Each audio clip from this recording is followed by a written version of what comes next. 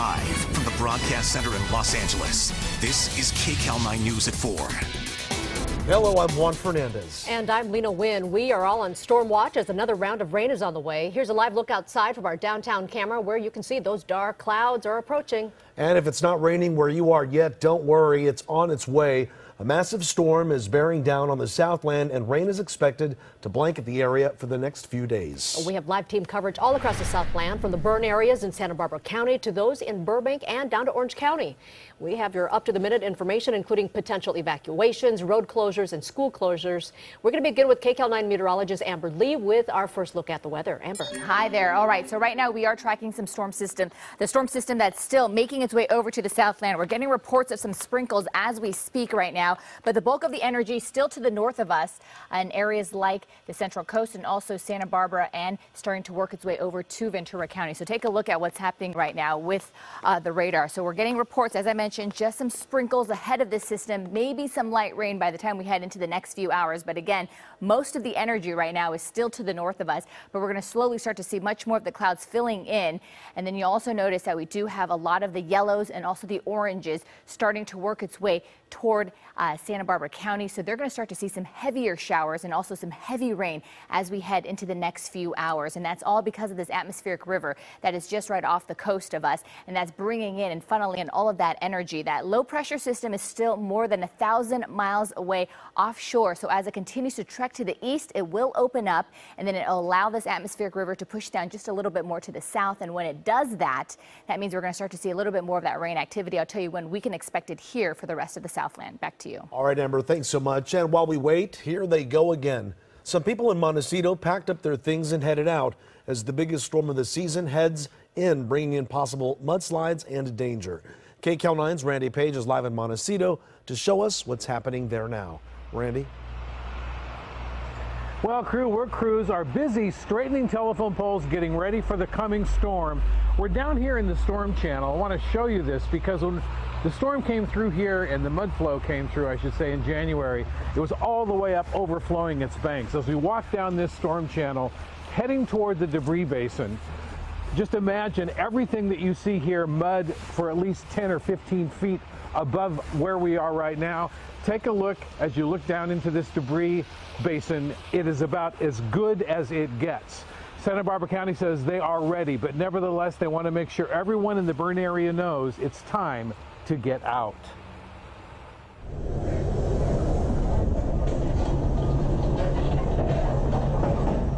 Bright orange notices leave no doubt about what's coming, and Ken Mayagas isn't taking any chances. I hope it doesn't rain too hard, and I hope we don't have to. I hope I don't have to dig my way back in.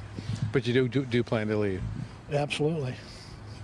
Yeah, it's got my attention. I think it could be a game changer if those rains are really heavy. Mayagas was trapped in his home during the mud and debris flows that claimed more than 20 lives here in January. How long were you trapped? Oh, about a day and a half. So you were among the people listed as missing? Yes. There was no communication with the outside world. Cell phone towers were down. There was no power. He says he's been evacuating ever since. That's got my attention with all that loose rocks and debris. This video taken by our drone earlier this month shows you what Mayagas is talking about. The boulders and bare soil are all that's left from the Thomas fire that blew through here in December. In fact, the Santa Barbara County Sheriff says it's even more dangerous now because the January mudslide made things even more unstable. Mark Vance lives on one of the hardest hit streets, Olive Mill Road. He remembers the early morning hours of January 9th very well. The rescuers came up to our door and tried to get us out, but we said we're fine. We have a lot of food, a lot of water, and we had candles too, fortunately. Mark Vance rode out the mudslide inside his home with his dog Teddy and family. And even though his home is an island in a sea of destruction around him, with personal belongings still strewn along the roadside, he plans to stay again, even though there was a bright orange notice taped to the front of his home. I think we're going to make it okay. We'll stay. And there are quite a few people who are staying. I'm about 6 feet tall. We're standing here in the debris basin to give you some idea just how much room there is here for debris. Imagine that when the mud flow came through here in January, it filled this up in a matter of minutes.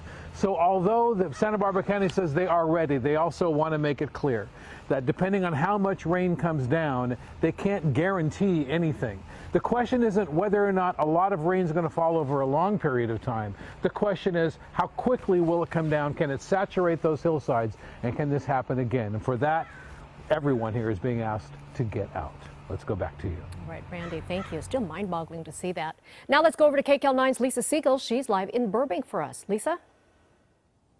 We felt a few light sprinkles, Lena, but so far it's, pretty dry, but they are not expecting it to stay that way, obviously. Now, we are here on Bel Air Drive, and as you can see, crews have put up K-rails all along this corner and sandbags on the other side to protect homes and, of course, keep any mud flows moving down the hill. Now, this is happening all over Burbank, down on the ground, but we want to take you up in the air. We want to take you up to Drone Force 9. It's over the lower Sunset Debris Basin. Now, that's off Country Club Drive. Crews have been there moving dirt and debris all week long, so it doesn't go where it should. Country Club Drive was one of the areas hit the hardest. That's how high the mud went. So that's about 5 feet from the ground here. Dave Schaefer has lived on Country Club Drive in Burbank for more than 30 years. During the last big storm, his home went untouched. His neighbors weren't so lucky. I thought it was at Niagara Falls because it was really coming down. Everybody got nailed but us. In fact, remnants from the mudslide that came down are still visible 2 months later. Houses with mud up to the second story, signs covered in dirt.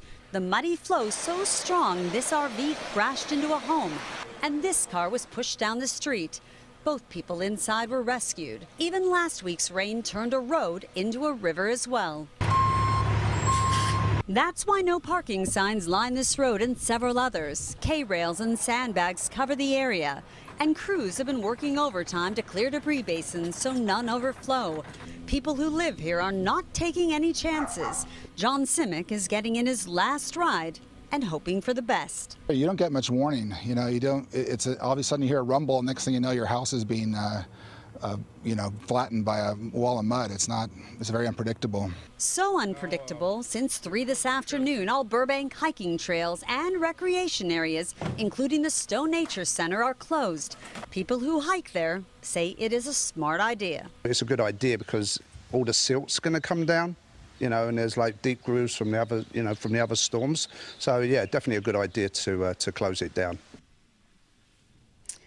And back up to Drone Force 9 above that debris basin. If the basins do what they should, it could and should make a big difference. That's why crews, as I said, have been out there all week long just trying to get ready for these next few days. Now, back here live on Bel Air Road, rain is coming down lightly. It really is. It kind of just started again, but you can see these K-rails and the sandbags they have up. Authorities say it's really important to watch the news, to pay attention just in case any evacuations are needed. Back to you. Lisa, thank you. And keep it tuned right here to KCAL9 for your most up-to-the-minute storm coverage. Coming up in just a bit, we will get a live check-in on how preps are going in Orange County. In other news, a new policy that could have greater impact on law enforcement agencies across the country. The LA Police Commission voted today to release body cam and patrol car videos. KCAL9's Dave Lopez live at LAPD headquarters in downtown LA with details. Dave? Well, it certainly is an about face when these body cams first became a reality here with the LAPD. The LAPD used to say, no, we're not going to release them, but now it's totally different. Not only will the body cam footage be released under certain circumstances, but so will the in-camera car video, cell phone video, security video, 911 calls. Also, the police transcripts will be released. So will forensic evidence and also some coroner's reports. Total transparency. A much different picture than what it once was. Unanimous to approve the report. What many people thought would be impossible a few years ago is now policy in the city of Los Angeles. Body cam video from LAPD officers will be released to the public within 45 days of what is deemed, quote, critical incidents. We are the largest agency to deploy body cameras. I mean, we have about 7,000 of them out now. We learn every day. Among the video that will be released, all officer-involved shootings, regardless of whether that person was hit by gunfire, use of force resulting in death or serious bodily injury. But there are 2 exceptions to that rule. And those 2 exceptions, a court order or a ruling by a special commission made up of the police chief and 2 members of the police commission.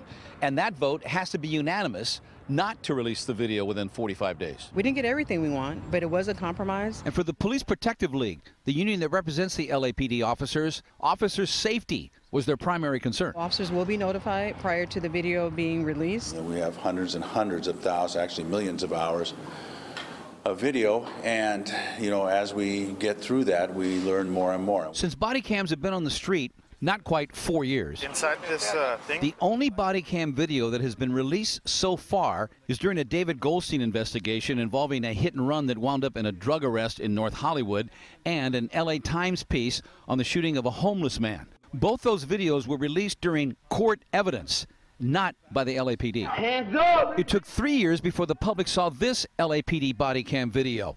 It was released March 8th by District Attorney Jackie Lacey when she explained why her office was not bringing criminal charges against Officer Clifford Proctor in the shooting of an unarmed homeless man, Brendan Glenn, in Venice.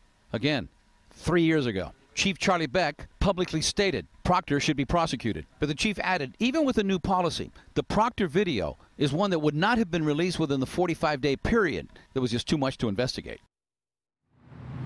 The chief added, of course, he never thought that investigation would go 3 years. He also said he thinks the 45-day period is going to be sufficient time, and what happened in the Proctor case is a rare exception. All of this goes into effect in 30 days. Back to you. Some big changes there, Dave. All right, thank you. The hunt is on for what investigators call a serial bomber. There was another explosion overnight at a Texas FedEx facility, and KCAL9's Omar Villafranca reports another suspicious package was found in another FedEx building nearby. Police in Texas say they do not think the FedEx facility in the city of Schertz was the intended target of a package bomb. The explosion happened overnight, slightly injuring one employee. A package had been traveling along the automated conveyor when it had exploded. The FBI is investigating whether the explosion is linked to the recent bombings in Austin this month. A law enforcement source tells CBS News the package at FedEx was mailed from Austin and was being sent to an address in Austin. Hours after this latest explosion, bomb squad units were called to another FedEx facility near Austin's airport to investigate a suspicious package there. Due to the nature of this incident and past events, we have all of them on scene as a precautionary measure to ensure the community's safety. 4 explosions in Texas's state capital this month have killed 2 people and injured 4 others. The latest was Sunday night. Police are urging people to report any package that looks out of the ordinary. If you have a package that was not expected, if you are suspicious of the return address, do not touch it, do not move it, but contact 911.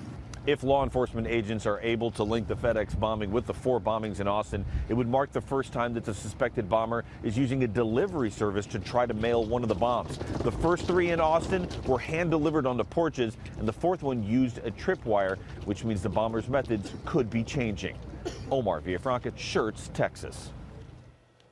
Coming up, porn stars, playmates, and payoffs. New developments in the cases of 2 women claiming they had affairs with the president. Plus, the decision on whether to press charges against a Minnesota officer who shot a woman that had called the police for help. And the brother of the alleged Florida school shooter is given an unusual punishment due to the extraordinary circumstances of his case. See what happened after he visited the site of the high school massacre.